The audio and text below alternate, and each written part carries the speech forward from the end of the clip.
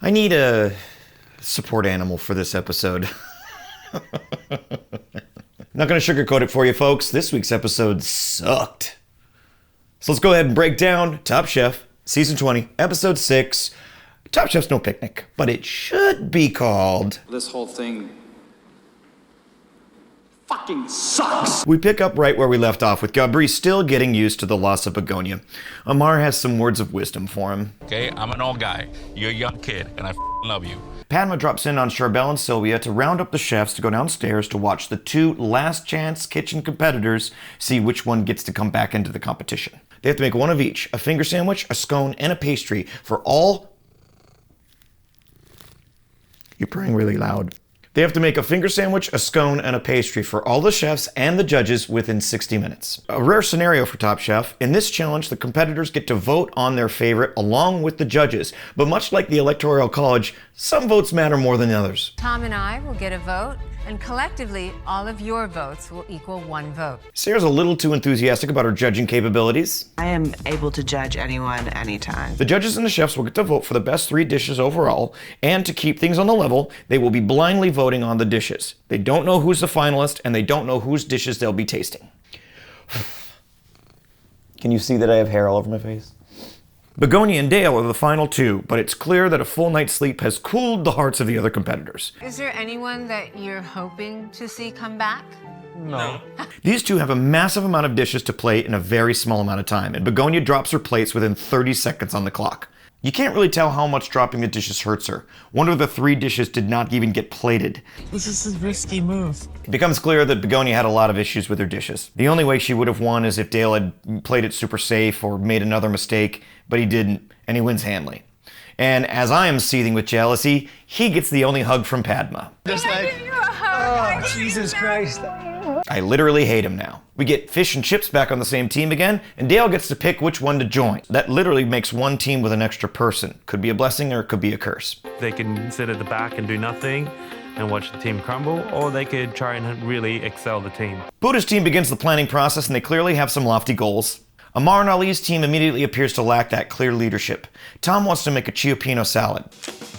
I don't know. The challenge is to make a picnic basket with 4 dishes and 1 dessert. For the ingredients, the chefs get to shop at the legendary Fortnum and Mason. It's a fascinating challenge because after the 2 grocery store trips, the competitors will only have 1.5 hours to prepare their dishes and pack them up to get ready to send to the location for the picnic tomorrow. Not only is there a limited budget for these 2 expensive grocery stores, the food will have to keep and be well planned because there is no kitchen on location.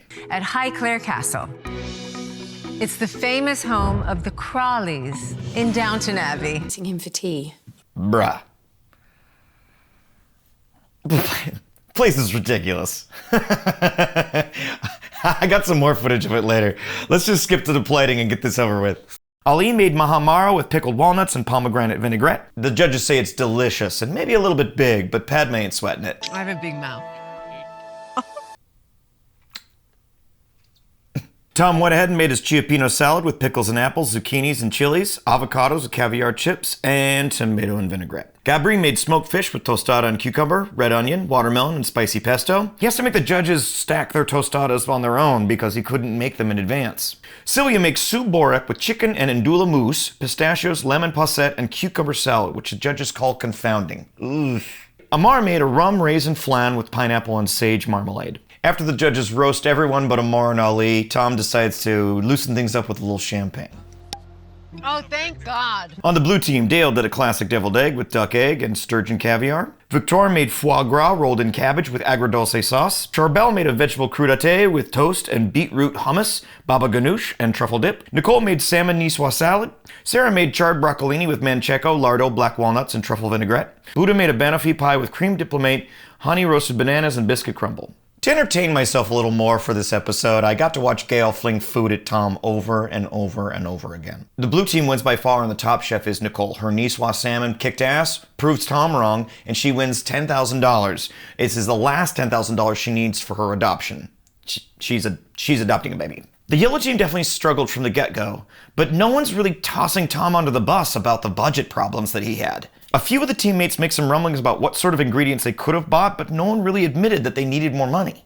Amar and Ali killed it, but at the bottom of their team was Gabri, Celia, and the budget exploder Tom. Celia's had a tough time mixing sweet and salty ingredients together before. Tom's dish had, big surprise, too many flavors, and he buried $80 worth of caviar or a bunch of other fucking ingredients. And Judge Tom basically explains what he did. You wasted not only your money, but you wasted their money too. Seriously, Tom really fucks things up here. The money that you spent on the caviar, you might as well just throw it in the garbage because you couldn't taste it. Early in the episode, you can hear him promising. $50 each, I will need maybe $20. But then when he gets to the store... So it's $80, yeah? You think I can get some tomatoes? And that didn't even slow him down. He spent $160 of the team's $200 budget at one store. Why the fuck didn't he want to say anything about it? Damn.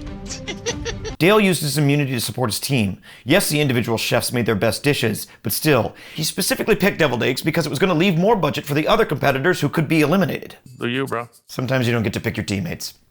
And sometimes one of those unpicked teammates soaks up all the resources without a plan for anyone else for what to do. So what happened? A goddamn cliffhanger is what happened. Boo! Boo! Boo! Rubbish! Filth! Slime! Muck! Boo!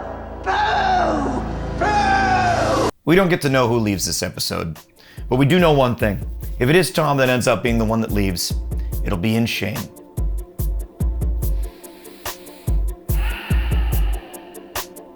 Take care of each other. We could all use a little help this week. See you next time. $50 each, I will need maybe $20. Vinaigrette. The judges say it's delicious and maybe a little big, but Padma ain't sweating it. The judges say it's delicious. I can't say it.